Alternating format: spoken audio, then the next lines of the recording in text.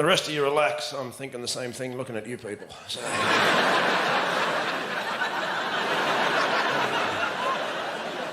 You freaks.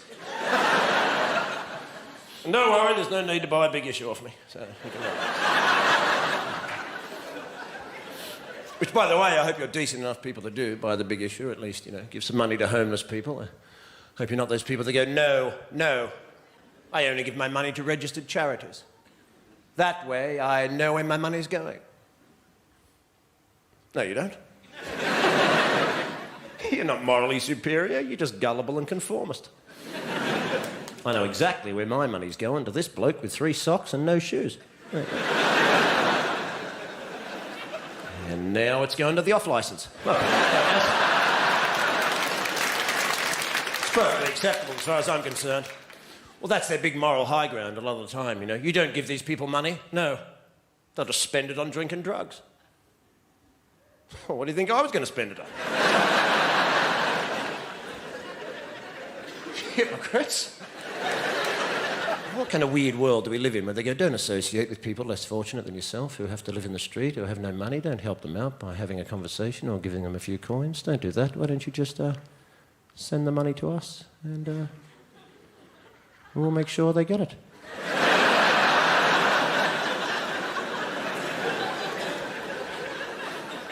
Anyway, it's wonderful to be. I'm from Australia, actually, although I have an English father, Australian mother. Some Scottish bloke said that makes me Welsh, so... Being in England for many years now, I understand, all of you, and myself included, we all have to live under the weird and oppressive regime of health and safety regulations. Which is very strange, isn't it? Because, you know... Remember in the old days, before health and safety? Remember when it was called common sense? Remember those days? Remember many years ago when you used to go, look, there's a great big deep hole. Will I step in it? No, I'll just walk around it like that.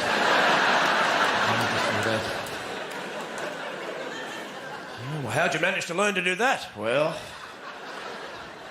my parents taught me not to be a moron. And I just kind of carried it on from there. See, the Dutch, they'll treat you like an adult. You're in Amsterdam, you're in a city. They sell pot, they sell mushrooms, there's trams, there's buses, there's cabs. There's push bikes with women, with kids strapped to the front of them. There's a road next to a canal. Is there a fence? No. No fence. England, there'd be a big sign, big fence. Don't go in the water. Don't all fall in the water and drown. Don't go in. Amsterdam, is your bike wet? Yeah. Well, you're on the wrong bit, mate. So...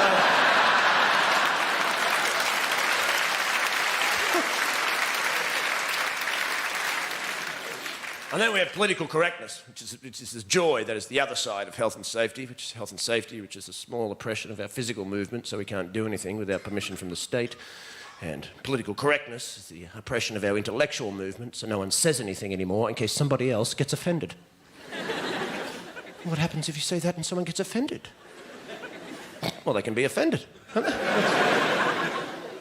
What's wrong with being offended? When did sticks and stones may break my bones stop being relevant? Isn't that what you teach children, for God's sake? That's what you teach toddlers. He called me an idiot. Don't worry about him. He's a dick. Now you have adults going, I was offended, and I have rights. Well, so what? Be offended. Nothing happens. You're an adult. Grow up. Deal with it. I was offended. I don't care. Nothing happens when you're offended. There's nothing... I went to the comedy show and the comedian said something about the Lord and I was offended. And when I woke up in the morning, I had leprosy.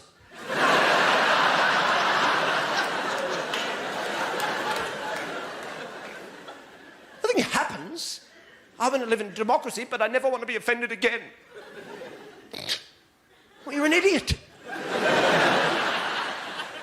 How do you make a law about offending people? How do you make it an offence to offend people? Being offended is subjective. It has everything to do with you as an individual or a collective or a group or a society or a community, your moral conditioning, your religious beliefs. What offends me may not offend you, and you want to make laws about this? I'm offended when I see boy bands, for God's sake.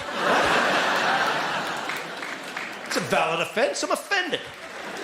They're corporate shills posing as musicians to further a modelling career, and frankly, I'm disgusted. Right? Well, what am I going to do? Call the cops? Hello, it's me again.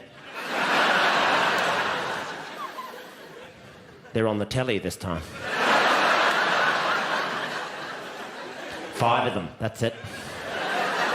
Yeah, white suits dancing like girls, that's them. 5 minutes, I'll be out the front traumatised. Bye.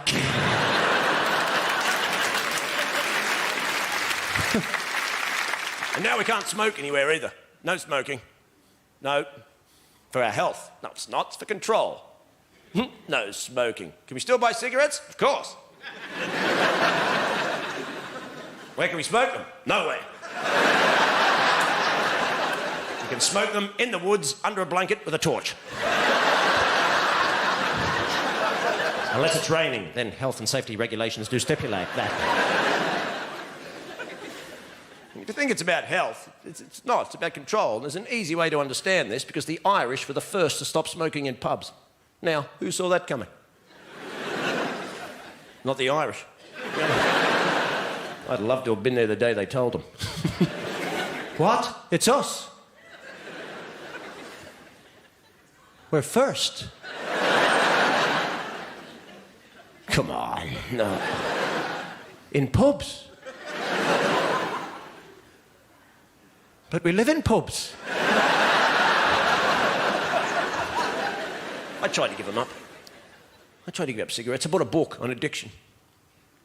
It said apparently in this book, if you're addicted to something, when you give it up, you replace it with something else. Like a hobby. Huh? So I did a pottery course. Huh? Yeah, first day, everyone made ashtrays. Huh? It was a crap plan, you know, and very embarrassing after sex as well.